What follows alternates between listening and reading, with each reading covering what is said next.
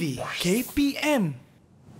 Assalamualaikum, apa khabar semua? Selamat datang ke Sukses SPM 2022 bersama dengan saya Lokman Hakim. Hari ini kita akan belajar berkaitan produksi reka tanda bersama dengan cikgu kita yang senyumannya cukup manis. Nak tahu siapa? Jom kita lihat profil cikgu kita.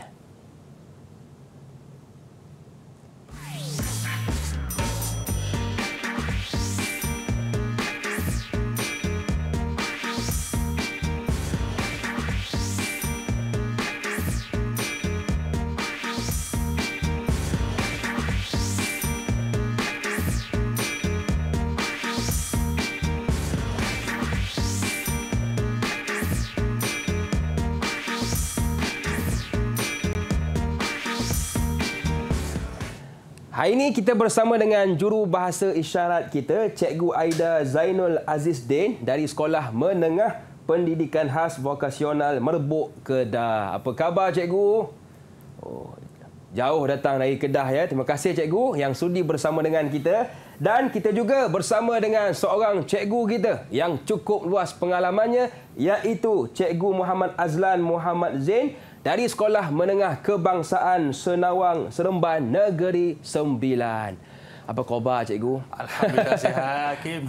Alhamdulillah. Terima kasih kepada cikgu yang sudi juga bersama dengan kita hari ini. Dan saya difahamkan cikgu seperti biasa, kita bersama juga dengan murid-murid yang lain. Betul ke cikgu? Betul, ada 4 orang pelajar saya dari Sekolah Menengah Kebangsaan Senawang Seremban Negeri Sembilan. Jom kita berkenalan dengan mereka. Mungkin cikgu boleh perkenalkan mereka cikgu. Silakan. Boleh. Terima kasih Hakim. Sama-sama cikgu. Assalamualaikum warahmatullahi wabarakatuh dan salam sejahtera semua. Terima kasih Hakim. Sama-sama. Pada hari ini kita akan berkongsi pengalaman dalam subjek produksi reka tanda, dan bersama-sama saya ada 4 orang pelajar saya, semuanya tingkatan 5. Kalau tengok di skrin, kita yang paling hujung sekali Muhammad Ashmawi dari 5 UPM, daripada semua kelas yang sama. Dan yang kedua ialah Mak Fazarul. Apa khabar Fazarul? Tambah sikit. Fazarul sihat Betul, yang di bawah sana Lok Ting Hong, pelajar saya juga. Dan yang akhir sekali Abdul Fattah. Itulah keempat-empat pelajar saya ni Hakim. Okey, terima kasih kepada murid-murid dalam talian dan juga kepada anda yang menonton dari rumah. Okey cikgu, hari ini apakah yang akan kita fokuskan? Silakan cikgu. Terima kasih Hakim. Baik, untuk hari ini para pelajar yang saya hormati sekalian dan juga yang berada menonton di rumah, hari ini saya akan membawa bersama dengan anda satu lagi mata pelajaran khusus yang dipanggil MPV Produksi Reka Tanda. Dan dalam subjek ini ada banyak modul, dan modul yang saya nak khususkan pada hari ini ialah modul yang ke-7, iaitu pemasangan papar tanda. Sebab mereka ini ada buat projek. Betul. Dan mereka akan memasang projek itu. Jadi mereka kena tahulah sedikit ilmu tentang memasang papar tanda ini. Okey, di sini saya ada sediakan slide. Kita akan tengok. Baik, inilah slide untuk mata pelajaran hari ini, produksi reka tanda, kod kertas 7405.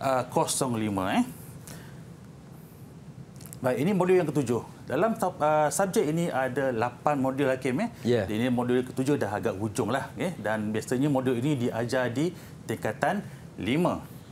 Dan kita tengok slide seterusnya, prosedur pemasangan papan tanda. Di mana pelajar ini akan mempelajari kemahiran proses memasang itu secara teknikal dan juga proses memasang di lapangan untuk menghasilkan papan tanda yang berkualiti serta sesuai dengan kos yang disediakan bertepatan dengan kehendak pelanggan. Mereka belajar teori itu. Dan dalam papan tanda ini ada 2 kategori lah. Yang pertama ialah papan tanda 2 dimensi dan papan tanda 3 dimensi. Baik, apa yang dikatakan papan tanda 2 dimensi? Papan tanda yang mempunyai panjang dan lebar yang dipasang di luar, mempunyai permukaan rata dan sisi yang sama, sama ada lurus atau melengkung, dan dipaparkan pada permukaan dinding, di bangunan pintu, permukaan cermin, tiang lampu ataupun pada papan iklan perniagaan dan sebagainya mengikut kesesuaian. Dan sini disediakan contoh, contoh papan tanda yang 2 dimensi itu. Papan tanda 3 dimensi, ini lain sikit. Papan tanda 3 dimensi, dia mempunyai panjang, lebar dan tinggi. Mempunyai bentuk timbul. Kalau pada gambar ni nampak huruf itu timbul. Ya, betul. Dipasang dipasang pada permukaan yang rata juga, seperti di dinding bangunan, di bahagian ufuk pintu atau di ufuk bangunan. Papan tanda iklan dan sebagainya. Mungkin ramai yang tanya, apa yang tekan ufuk pintu? Sebenarnya di atas bahagian pintu itulah. Itu di pintu. Kalau yang anda lihat di ufuk bangunan, dia di luar bangunan, atas bangunan itu. Baik, yang ini pula papan tanda peraturan. Papan tanda peraturan iaitu ada banyak kategori. Yang pertama ialah papan tanda peraturan trafik. Fungsinya lah untuk memastikan pengguna jalan raya bertindak mengikut arahan dan situasi bagi sesuatu keadaan. Contohnya papan tanda yang terletak di jalan raya dan kawasan tempat letak kereta. Jadi ini ada gambar dia. Ada biasalah, mungkin anda pun telah mengenal signboard-signboard ni yang biasa dilihat di tepi jalan. Dan yang kedua, papan tanda bukan trafik. Papan tanda yang bukan trafik ini dia hanya papan tanda untuk peraturan yang bukan di jalan raya lah, yang biasa dipasang di tempat-tempat awam. Yang seterusnya, papan tanda amaran. Memberi peringatan amaran kepada pengguna jalan raya tentang bahaya sesuatu keadaan di situ. Tak boleh melintas, kena berhenti. Kalau kita langgar arahan pada papan tanda itu, kemungkinan sesuatu yang buruk boleh berlaku. Sebab itu dipanggil papan tanda amaran. Yang seterusnya adalah papan tanda tempat awam. Ini hanya untuk memaparkan info kepada orang awam tentang keberadaan tempat ini untuk kegunaan awam. Contohnya macam signboard itulah. Dan last sekali adalah papan tanda sementara. Yang ini kita biasa nampak. Kalau dia biasa dipasang untuk jangka masa tertentu saja. Semasa contohnya kerja-kerja kecemasan atau penyelenggaraan jalan raya. Dan dia memang warna orange lah. Antara yang guna pakai memang warna jingga ataupun orange. Itu menandakan papan tanda sementara. Yang seterusnya adalah papan tanda premis perniagaan. Yang ini bertujuan untuk memperkenalkan premis perniagaan itulah. Biasa kita nampak di tempat-tempat perniagaan, di kedai, di shopping lot memang ada. Dan yang akhir sekali adalah papan tanda panduan. Ini yang biasa diletak di lebuh raya lah, mengatakan sesuatu kawasan yang akan menunjukkan destinasi, arah, jarak dan keterangan apa yang ada di tempat itu. Baik, tadi pelajar telah pun mengetahui tentang maklumat umum tentang dunia papan tanda. Yang ini pula ialah lokasi pemasangan. Bila pelajar dah buat projek, mereka kena pasang ni Hakim. Kena pasang. Dan pemasangan ini mestilah dibuat di tempat yang betul. Dan seperti ini kita tengok beberapa keadaan di mana ada papan tanda hadapan, papan tanda hadap pintu masuk, ada papan tanda berlampu dua muka dan ada papan tanda berlampu dua muka sisi tembok. Ini kalau malam nampaklah ni. Jadi dia ada lampu dalamnya. Dan yang ini pula dua papan tanda berlampu wall mounted, iaitu melekat di dinding pula.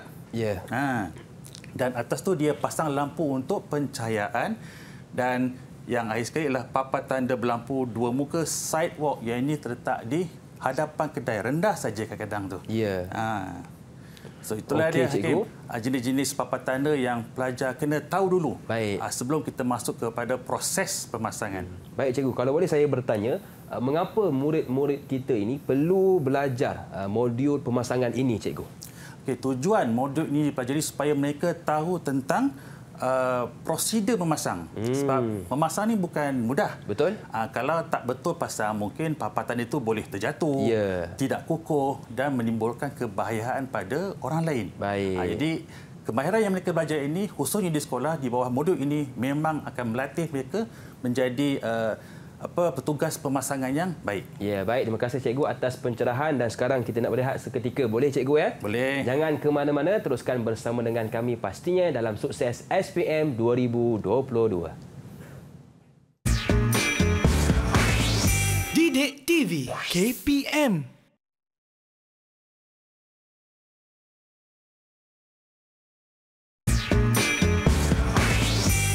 Kek TV KPM.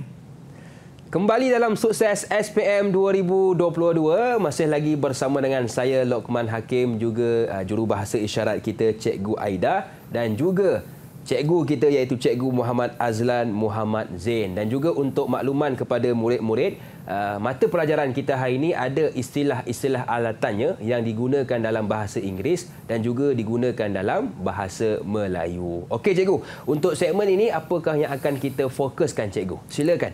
Baik, terima kasih Hakim. Sama-sama. Untuk makluman para pelajar sekalian, untuk segmen kali ini kita akan khususkan mengenali kepada peralatan dan langkah keselamatan. Kita akan tengok pada slide nantilah. Ilmu ni ataupun pengetahuan ini penting supaya pelajar dapat melaksanakan proses pemasangan itu dengan cara yang betul dan selamat. Terutamanya mereka menggunakan banyak peralatan. Betul.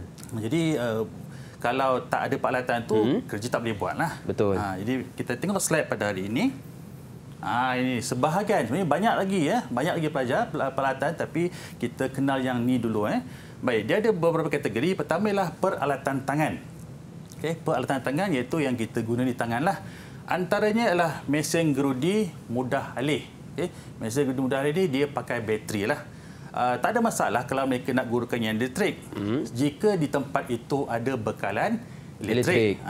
Dan mungkin kawasan itu rendah saja. Betul. Tapi kalau mereka nak panjat ke aras pemasangan yang tinggi sikit, kadang-kadang wayar tak sampai. Jadi mereka boleh bawa yang mesin gerudi mudah alih. Yang kedua ialah toolbox. Okay, toolbox itu bekas penyimpanan alat tangan yang kecil-kecil lah. Spana, pemutar skru, dan kalau senang nak dibawa. Betul. Kalau bawa satu dalam poket, koyaklah poket tu. Jadi mereka gunakan toolbox.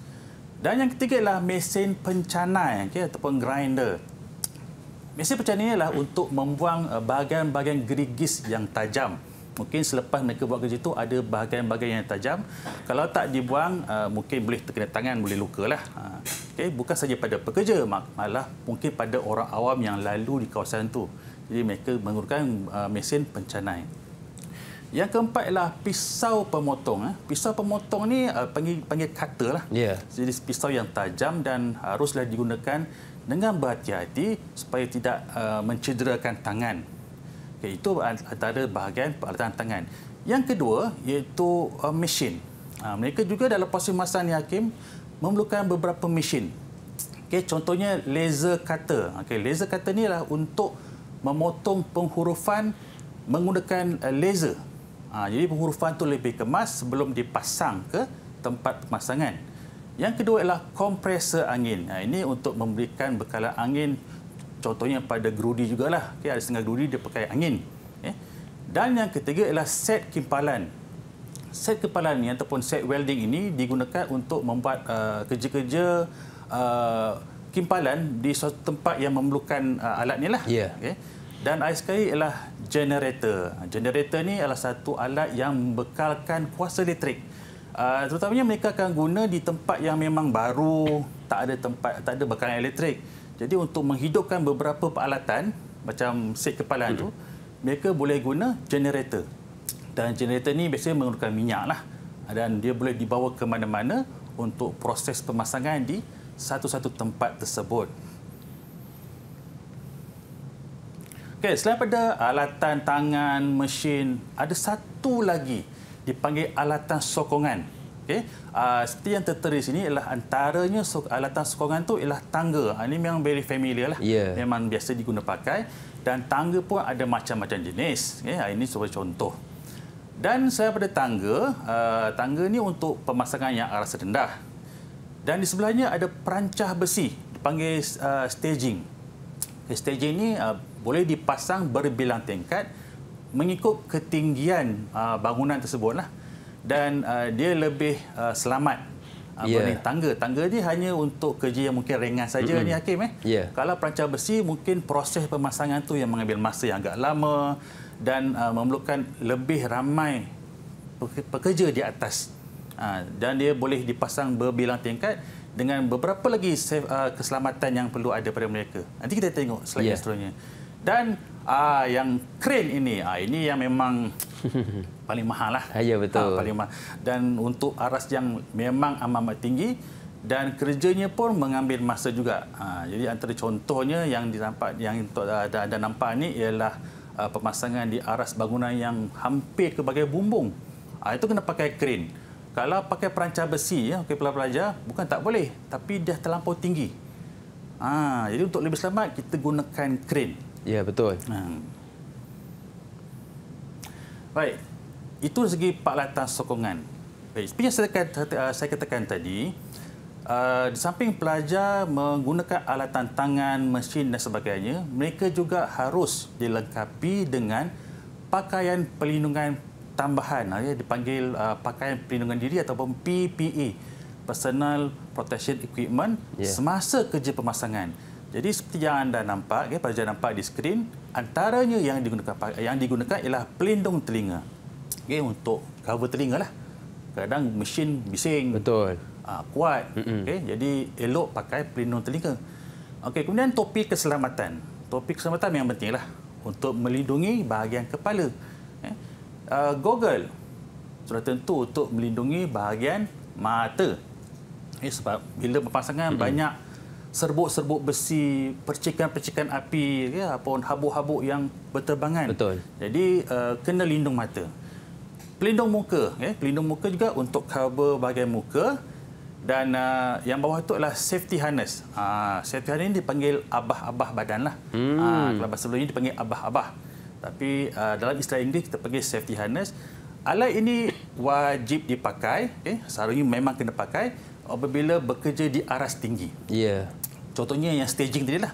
Di staging tadi pakai safety harness dan juga memakai jaket keselamatan. Ini untuk pekerja yang di bawah lah. Tidak lupa juga kasut. Mesti berkasut. Tak boleh pergi pasang papan tanda pakai slipper. Bahaya, cikgu. Bahaya. Nanti jari kena batu, kena sepanah jatuh, dah berdarah, satu hal lagi. Betul. Dan seterusnya lah sarung tangan untuk lindungi tangan lah. Sebab kita guna alatan tangan tadi, mesti ada pelindungan di bahagian tangan. Dan yang akhir sekali ialah coverall. Satu baju, satu suit lah yang kita pakai dari bawah sampai atas untuk melindungi tubuh badan kita secara keseluruhannya. Dan alatan-alatan ini memang pelajar pakai ataupun di lapangan luar pun mereka pakai juga semasa proses pemasangan. Baik. Di samping mereka belajar tentang perlindungan keselamatan, mereka juga perlu menguji peralatan. Bila mereka nak pergi pasang, of course, banyak peralatan yang perlu diuji supaya kita tahu keadaan alat tu elok, tak elok, berfungsi atau tidak. Jadi seperti yang tertera di skrin, ada beberapa peralatan yang digunakan pakai. Contohnya, penggunaan gerudi impak dan pengikat. Ini dua item yang berbeza. Saya terangkan dulu yang gerudi impak, iaitu mesin yang berwarna biru itu, dia untuk menggerudi. Untuk menggerudi, menebuk dinding ataupun bahagian-bahagian yang hendak dipasang dengan pengikat. Dan untuk alat ini, ada satu mata yang dipanggil mata gerudi masonry. Perlu dipasang ketat di bahagian bindu, itu bahagian muncung gerudi tadi, dan barulah digunakan. Dan apabila untuk menggunakan alat ini, seperti gambar yang ketiga ini, cara berdiri. Dia kena berdiri itu betul-betul. Kalau tidak, gerudi itu bergoyang dan kita pun ikut goyang sekali. Kita pasang kuda-kuda lah. Betul. Jadi kedudukannya mesti betul supaya proses penggerudian itu dapat dibuat dengan sempurna. Baik, ini bahagian pengikat. Tadi tentang mesinnya ataupun gerudi impak. Yang ini adalah pengikat. Pengikat ni adalah satu bahan yang kita pasang dekat lubang yang telah digerudi tadi. Dah pasang pengikat, baru kita pasang papan tanda itu. Dan jenis ada dua di sini. Pertama ialah bol gerigis. Bol gerigis ni adalah pengikat yang besi. Sebenarnya ada banyak lagi. Tapi yang kita tengok ni adalah bol gerigis. Dia dibuat daripada besi. Dan biasanya digunakan untuk pemasangan papan tanda yang besar. Dan dibuat dari pelbagai saiz, Hakim. Pelbagai saiz. Daripada yang kecil sampailah yang besar, bergantung pada saiz dan keberatan papan tanda itu. Dan diampu pula dengan satu dipanggil L-shape bracket. Itu pun ada. Dan bahagian bor gerigis tu ada juga bahagian kecil-kecil yang kita kena tahu. Itu bahagian casing mengembang, ada bahagian bolt, ada nut dia. Nut tu kita pasang akhir sekali. Dah naik signboard tu, baru kita ikat dengan nut. Lepas tu dah ada bahagian yang dipanggil washer. Yang tengah tu panggil washer ataupun wasir. Dan selain daripada bor gerigis, ada dua lagi jenis pengikat yang diguna pakai, iaitu pelak kayu dan pelak plastik. Yang ini di bawah kategori pelak tembok. Dan biasanya untuk pelak kayu dan pelak plastik ini untuk papan tanda yang bersaiz kecil dan ringan. Boleh pasang yang bor gerigis tu, tapi dia tak berapa kena lah.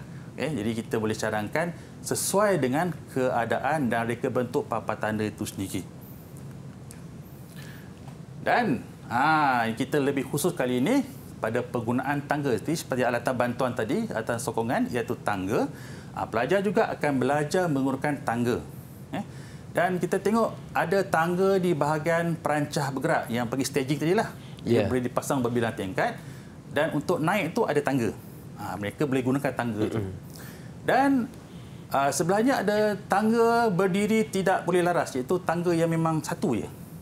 Jadi kalau kita tengok pun pemasangan untuk aras rendah. Mungkin hanya dekat ufuk pintu. Tapi kalau ufuk bangunan yang rendah tu tak sampai lah. Untuk yang lebih tinggi, kita gunakan tangga yang sebelah tu. Tangga berdiri boleh laras. Dan yang kecil sekali itu memang kecil sangatlah. Tapi boleh pakai. Tangga lipat jenis kerusi. Takat untuk 1-2 step boleh. Betul. Dan selain daripada kita belajar pasal tangga, kita tengok juga cara menggunakan tangga itu sendiri. Ada tertera gambar macam mana penggunaan perancah bergerak. Mereka boleh naik ke paras yang tinggi. Dan juga di sebelah itu adalah tangga lipat. Tangga lipat ni penting ya para pelajar. Kita kena pasang dia betul-betul. Kalau sengit, bahaya, tangga tu goyang, kita ke atas tu pegang drill. Betul. Dan boleh bergoyang kalau kita nak elakkan kemalangan. Betul. Pastikan kaki tangga itu dalam keadaan stabil.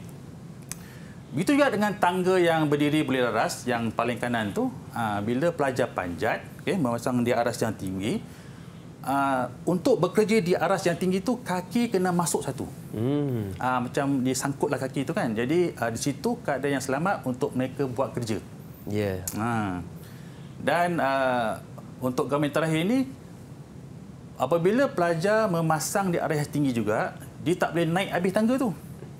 Dia kena tinggalkan sikit. Macam tangga lipat tu sekurang-kurangnya 3 mata terakhir. Sampai situ je. Kalau dia naik paling atas, keadaan tidak stabil. Bukan pada tangga tu, pada tubuh badan pekerja itu. Jadi kita nak memastikan pelajar itu atau pekerja itu dapat buat kerja dalam keadaan betul dan selamat. Ini yang kita selalu tekankan kepada pelajar, keselamatan. Okey, baiklah cikgu. Jadi itulah antara peralatan dan langkah keselamatan pemasangan yang perlu kita lakukan. Dan sekarang cikgu kita rehat seketika. Boleh cikgu ya? Boleh. Jangan ke mana-mana, teruskan bersama dengan kami pastinya dalam Sukses SPM 2022. Didik TV KPM.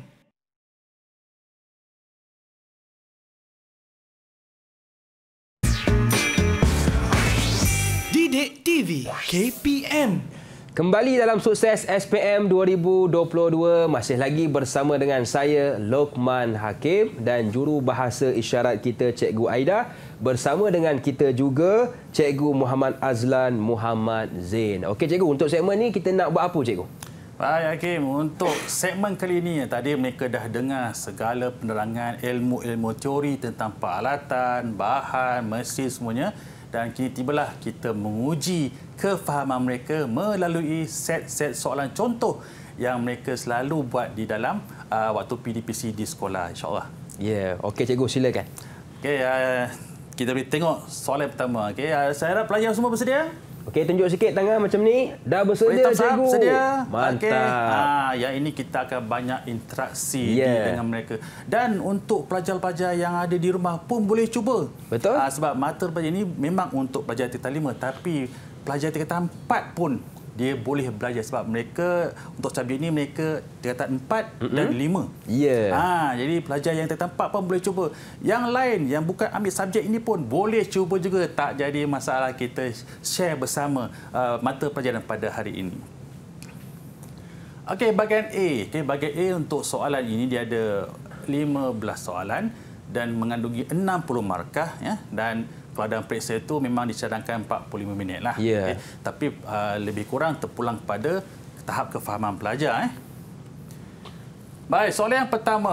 Soalan yang pertama. Kita pelajar boleh tengok. A, B, C dan D menunjukkan papar tanda yang telah dipasang. Jadi, ada berikan gambar rajah. Berdasarkan imej diberi, pilih dan kelaskan mengikut kategori papan tanda dengan menulis A, B, C dan D pada ruang jawapan. Jadi kat soalan ini dia bagi dua kategori lah. Papan tanda dua dimensi dengan papan tanda 3 dimensi. Mungkin pelajar masih ingat apa yang kita telah bincangkan di awal rancangan tadi. Okey, kita cuba dulu.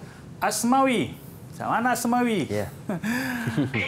Ya, saya cikgu. Okey, Mawi, kita cuba. Kita minta anda cuba jawab soalan satu ini. Bagaimana Mawi? Boleh, silakan. Boleh. Papan tanda 2 dimensi, jawapan dia ialah A dengan D. Okey, dipanggil A dan D. D. Okey, D, sorry. Okey. Bahagian D. Okey, papan tanda 3 dimensi. Bagaimana Mawi? Papan tanda 3 dimensi, jawapan dia ialah B dengan C. B dan C. Okey, itu jawapan Mawi. Bagaimana yang pelajar lain? Kita semak sama-sama. Okey, jawapannya memang betul lah yang ni.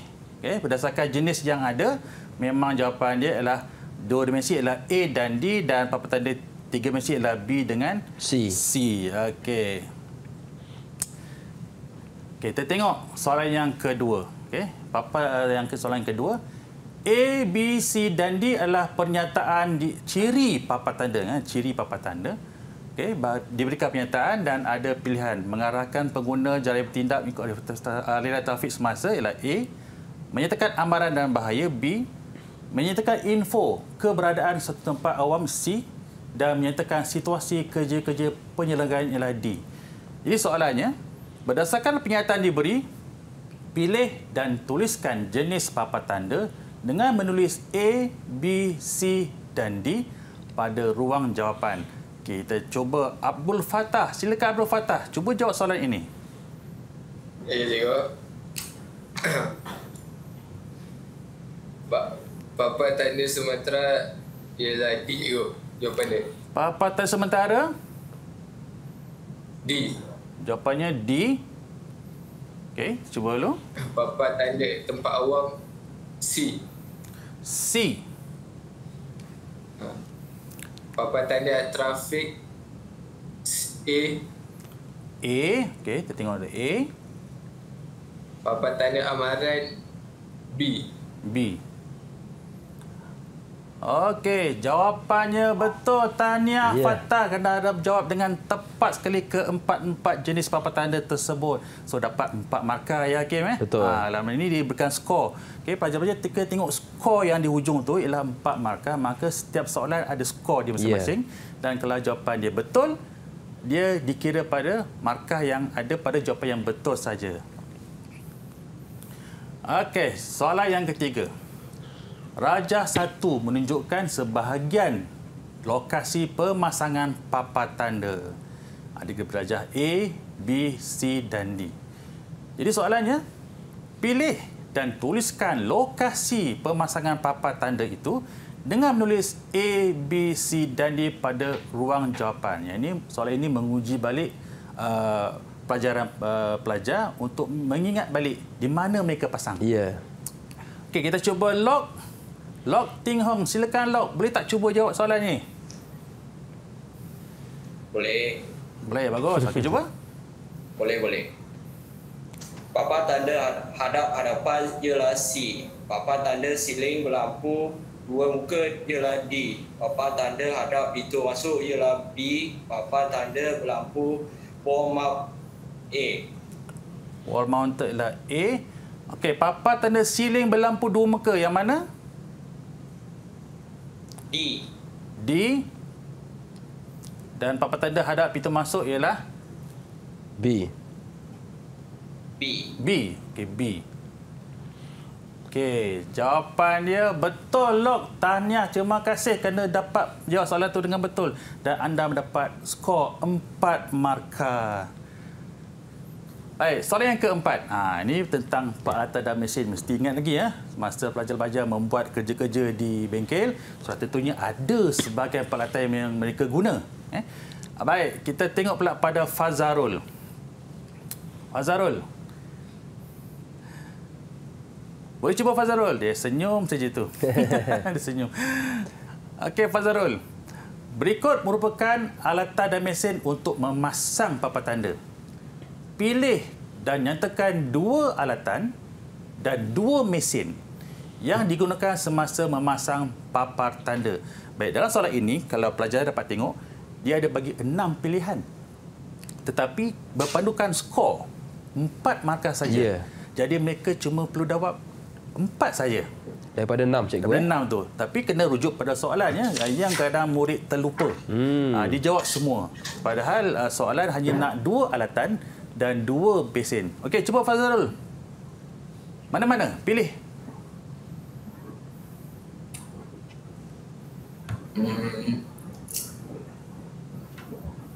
Set kimpalan.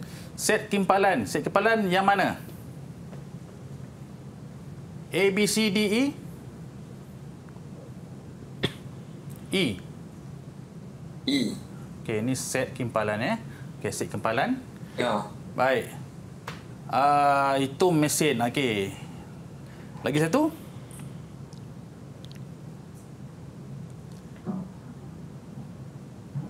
Ini mesin dah satu. Mesin lagi satu mesin.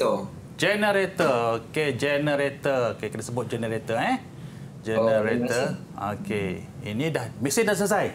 Ya. Yeah. Okey, sekarang alatan. Dapat tak cari 2 lagi alatan? Okey, yang pertama? Yang pertama? Pengisir. Mana? Pengasah. Pengasah. Mesin pengasah. Okey. Pengasah. Ni yang ni ya. Mesin pengasah ataupun dipanggil pengasah lah. Okey. Pengasah. Okey. Dan satu lagi. Toolbox. Okey, B. Toolbox dekat B. Okey, toolbox. Okey, jawapannya betul. Tahniah ni Fazarul. Dapat 4 markah. Jadi yang 2 lagi tu tak payah jawab lah. Kosongkan Kosongkan saja. Nak jawab boleh tapi kita nak kejar masa. Betul. Okey. Okey, tahniah. Okey, Fazarul. Baik. Tengok soalan yang kelima. Rajah 2 menunjukkan 2 peralatan dalam kerja pemasangan papan tanda. Nyatakan nama peralatan tersebut. Okey, untuk perhatian pada murid yang ada, soalan ini jenis supply type. Dia tak bagi clue apa-apa, dia cuma bagi gambar, okey, dan tuliskan ruang jawapan. Di sini pelajar memang kena ingatlah nama alatan tu. Yeah. Okey. Jadi kita tengok balik pada Mawi. Kita patah balik pada Mawi. Cuba Mawi jawab. Ya, saya cikgu. Gambar pertama tu apa, Mawi? Peralatan pertama ialah tangga, cikgu. Tangga. Okey, tangga. Okey, tangga. Yang kedua? Peralatan yang kedua ialah crane. Crane. Senang nampak kan? Tinggi macam tu. Mesti nampaknya crane. Okey, betul. Ni Mawi, anda dapat 2 markah. Okey, kerana soalan dia 2 jawapan, maka dapat skor 2 sahaja. Okay? Baik, soalan yang ke-6. Soalan ketiga ni dia banyak bahagian. Rajah 3 menunjukkan pengikat bol gerigis. Okey, dah nyatakan tu. Bol gerigis tu lupakan yang lain. Ya. Okay. Labelkan bahagian bol gerigis dengan menulis A, B, C dan D pada ruang jawapan. Nama bahagian dia dah bagi. Pelajar cuma kenal pasti A tu kat mana, B tu kat mana. Okey, kita try. Fatah. Macam mana Fatah? Boleh cuba tak Fatah? Boleh. Boleh. Okey, silakan. Net tu C kot. C ialah Wasil naiklah C. B. Casing mengembang. Wasil B. Wasil B. Casing kembangan D. Casing mengembang D. D. Dan akhir sekali bol. Ball A. Bol bahagian A. A. Okey, betul. Tahniah Fatah. Anda memang terbaik, dapat 4 markah penuh. Jadi bagaimana pelajar yang lain? Adakah anda cuba kali jawab? Kalau betul, tahniah kita ucapkan juga. Baik, tengok soalan ke-7. Berikut adalah pernyataan langkah kerja proses pemasangan papan tanda yang tidak mengikut urutan. Ini soalan dia berubah sikit ni Hakim. Ia tidak mengikut urutan. Jadi, berpandukan pernyataan langkah kerja, susun semula langkah kerja proses memasang papan tanda dengan menulis L1, L2, L3, L4 dan L5 pada ruang jawapan. Okey, yang ini senang aja. Bukan nak salin. Mereka cuma tulis L1 atau L2. Betul. Tapi mereka kena kenal pasti langkah kerja dulu. Okey, kita cuba ni. Lok, macam mana Lok? Okey. Cuba dulu Lok. Tak apa, kita cuba. Okey. L1 mana L1? Menentu lokasi pemasangan. L1 menentu lokasi pemasangan. Menentukan lokasi pemasangan. Okey, L1. Okey, L2 kat mana? Menanda kawasan pemasangan. Menanda kawasan pemasangan. Okey, di sini ialah L2. L3 atau langkah ketiga kat mana? Menebuk lubang menggunakan drill impak. Okey, ni L3. L4. Pasukkan plug tembok. L4. Dan yang terakhir sekali. Mengetat skru menggunakan pemutar skru. Okey, ini cadangan jawapan daripada Lok. Kita tengok jawapan dia. Okey, betul Lok. Tahniah, anda dapat 5 markah. Sebab dia memerlukan 5 jawapan. Betul. Okay. Baik, tengok soalan seterusnya. Berikut adalah pernyataan langkah kerja menebuk dinding dengan menggunakan drill impak yang tidak mengikut urutan.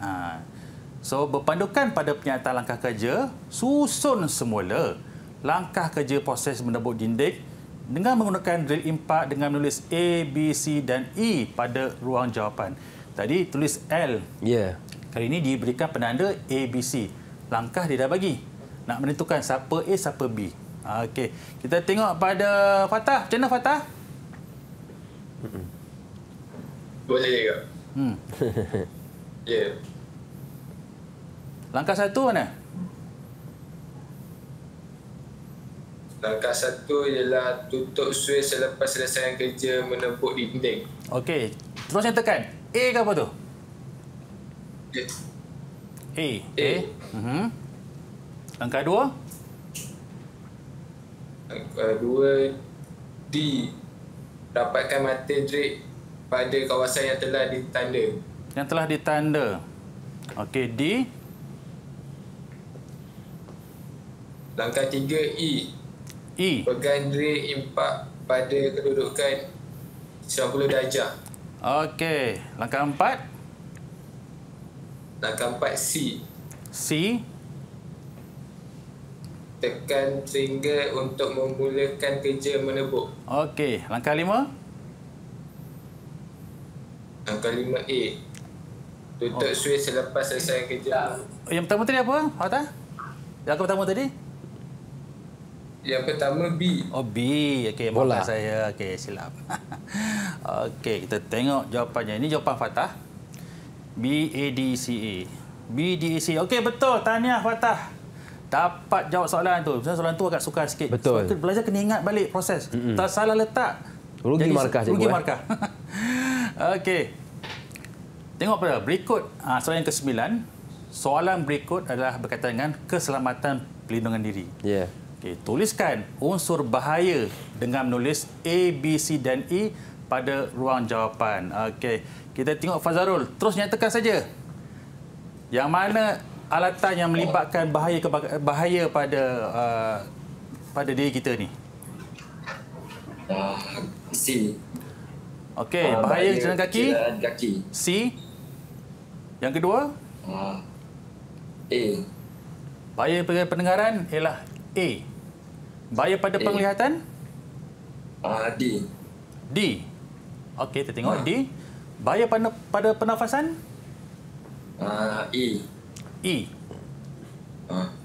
Dan kecederaan pada tangan nak pakai apa? B. B. Okey. Kita tengok jawapan dia. Oh, okey. Betul tadi. Betul tu. Okey. Jawapan dia memang senanglah sebab dia sekarang gambar. Gambar dah ada.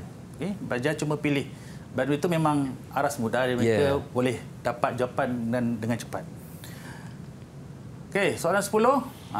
Ini tentang penggunaan tangga. Okey, ingat balik. Raja 4 menunjukkan kaedah penggunaan tangga lipat dan diberikan juga penyataan. Penyataan. Jadi kita tengok pada Mawi. Cuba jawab Mawi. Yang pertama ni betul ke salah ni? Yang pertama betul, cikgu. Yang pertama betul. Okey, yang kedua meletakkan kain tangga di kawasan tidak stabil. Salah, cikgu. Salah. Okey. Bahagian yang ketiga, pernyataan ketiga, paras tangga adalah dikunci kemas. Betul. Betul. Yang keempat, memanjat anak tangga dengan berhati-hati. Betul, cikgu. Betul. Dan air sekali berdiri di puncak tangga untuk memulakan kerja. Salah. Salah. Okey, tengok Rajah. Rajah dah bagi tangga lipat. Okey. Jadi baik, jawapannya lah betul. Itulah jawapan dia. Dan soalan 11, ini fungsi alatan. 3 saja. Okey. Kita tengok log. Baca yang pertama ni, apa alatan ni? Terus. A. Membekal kuasa elektrik. Membekal kuasa elektrik, generator. Okey, yang B? Menebuk lubang mengguna kuasa bateri. Menebuk lubang menggunakan kuasa bateri sebab dia guna tanpa wayar sebab pakai bateri. Yang ketiga? Menyimpan alatan tangan bersaiz kecil. Menyimpan tangan untuk yang alatan tangan bersaiz kecil. Okey, 3 markah sebab dia gunakan toolbox. Okey. Ini jawapan dia. Betul? Betul, Lok. Tahniah. Okey, dapat 3 markah. Okey, cikgu. Jadi itulah antara contoh soalan-soalan bahagian A, cikgu ya. Ya, itulah. Dan sekarang kita berehat seketika. Jangan ke mana-mana. Teruskan bersama dengan kami pastinya dalam Sukses SPM 2022. Didik TV KPM.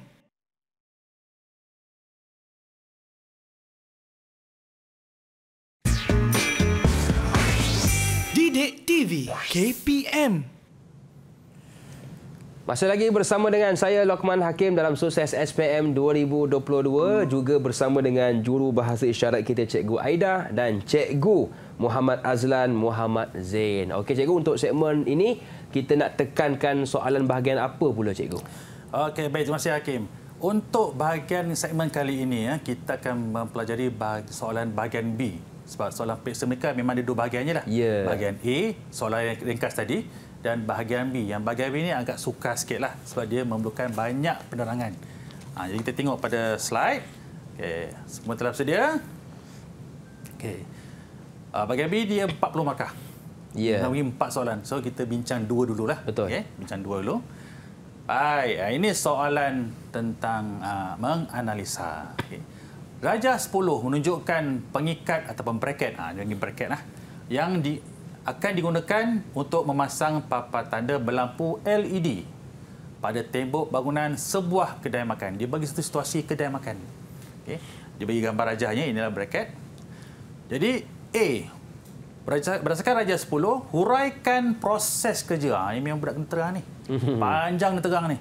Huraikan proses kerja untuk memasang pengikat pada permukaan tembok bangunan. Okey. 6 markah. So memang panjanglah soalan dia. Okey. Bahagian B, namakan satu bahan dan satu bahan alatan. Balik pada soalan macam tadi. Namakan satu bahan dan satu alatan yang digunakan untuk memasang pengikat tersebut, 2 markah.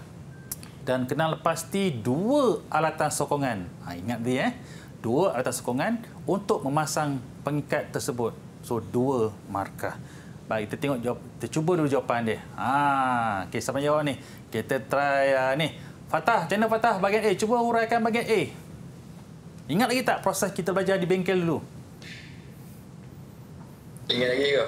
Ingat Okey, cuba bagi jawab. Yang pertama, mengukurkan dan menandakan papan tembok bangunan Okey. pada tembok bangunan. Memilihkan kawasan untuk memaparkan papan tanda. Okey. Masang papan tanda. Menumpukkan lubang dengan menggunakan mesin gerudi impak. Okey, menebuk, ada proses menebuk. Okey, yang keempat. Memasang bol gerigis pada dinding. Memasang bol gerigis. Okey, ada. Yang seterusnya. Melalaskan pengingatan supaya berada pada kedudukan yang betul. Okey, itu jawapan. Ada lagi jawapan Fatah? Ada satu lagi. Satu lagi, okey. Memasang dan mengetatkan nut pada pengikat. Itu yang paling penting. Memasang nut. Tak pasang nut, papan tanda jatuh. Betul. Okey, kita cuba tengok. Betul tak jawapan dia tu? Okey, itu dia. 6 markah penuh untuk Fatah. Alright. Kita kembali kepada soalan yang B. Okey. Soalan B, namakan satu bahan dan satu alatan. Ingat lagi bahagian A tu. Namakan satu bahan dan satu alatan yang boleh digunakan untuk memasang pengikat tersebut. Ingat pengikat bukan pasal benda lain tau. Okey, kita tengok pada ni.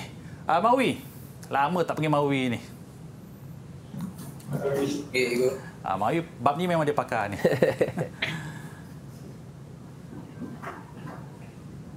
Satu Mawi, bahan. silakan. Silakan Mawi. Bahan. Bahan dulu. Bolehlah mana-mana. Bahan dulu. Bahan satu je. Mesin kipalan MIG. Okey, mesin kipalan MIG, okey boleh pakai. Okey, satu lagi. Alatan ni go. Tadi alatan, okey bahan. Bahan besi. Bahan besi, betul. Okey, kita tengok. Jawapannya memang banyaklah. So antara yang Mawi sebut tu memang ada sini, mesin kipalan MIG dan juga besi. Alright. Tengok saya yang bahagian C. Kenal pasti 2 alatan sokongan. Ni tadi alatan tangan dan bahan. Yang ini alatan sokongan. Perlu beza tu. Untuk memasang pengikat papan tanda itu 2 markah. Okey, kita tengok pada log. Log.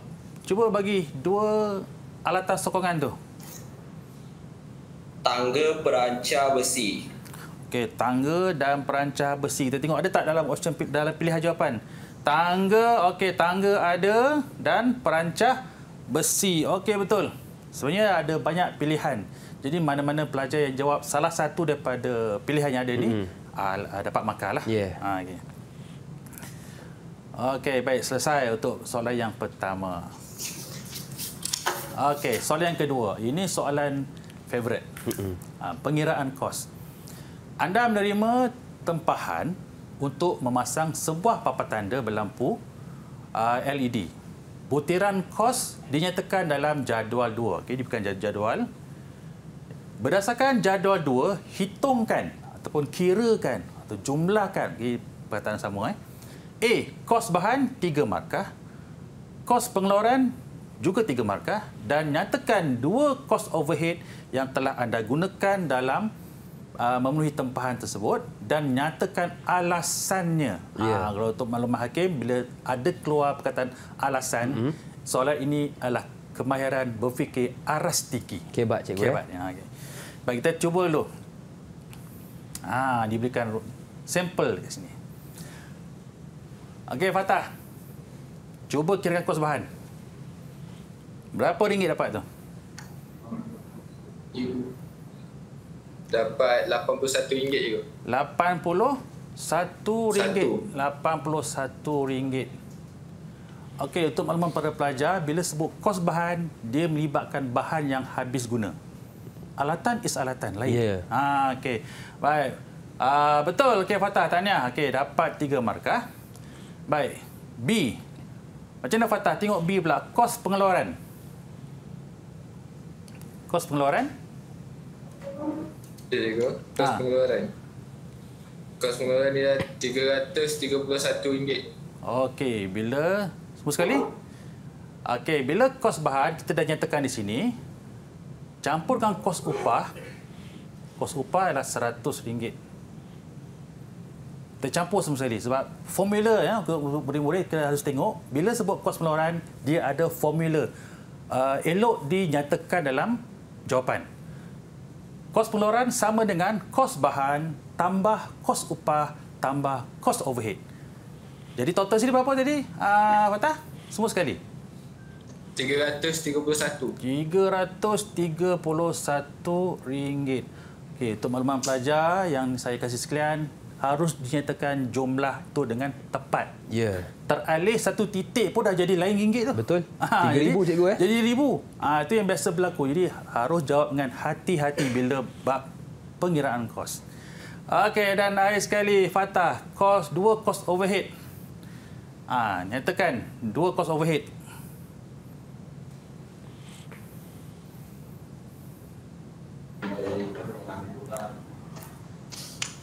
Kos overhead, apa dia? Apa yang kita guna dalam proses tu? Sewa generator. Sewa generator. Okey, dalam jadual pun ada sewa generator. Kenapa nak guna sewa generator? Sebab takut tiada bekalan elektrik. Seperti yang sekarang tadi, generator memang dia membekalkan kuasa elektrik. Kalau kita pergi tempat yang tak ada. Okey. Dan akhir sekali ialah lagi satu.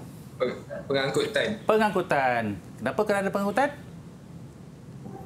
Membawa papan tanda dari kedai. Okey, tahniah Fatah. Terima kasih. Okey, so itulah dia tadi jawapan untuk soalan bahagian B. Dan sebagai rumusan ya para pelajar sekalian, haruslah untuk dapatkan skor yang terbaik mestilah menguasai keseluruhan topik, buat projek dengan sempurna, kenal praktis soalan dan jawapan menjurus pada kehendak soalan dan patuhi ataupun tepati tempoh masa yang dibekalkan. Baik, terima kasih. Sama-sama cikgu. Terima kasih sekali lagi kepada jurubahasa isyarat kita, Cikgu Aida Zainul Azizdin dari Sekolah Menengah Pendidikan Khas Vokasional Merebok, Kedah. Juga kepada Cikgu Muhammad Azlan Muhammad Zain dari Sekolah Menengah Kebangsaan Senawang, Seremban Negeri Sembilan. Juga kepada murid-murid dalam talian dan kepada anda yang menonton dari rumah. Saya Luqman Hakim mengundur diri. Ada rezeki jumpa lagi. Assalamualaikum warahmatullahi wabarakatuh.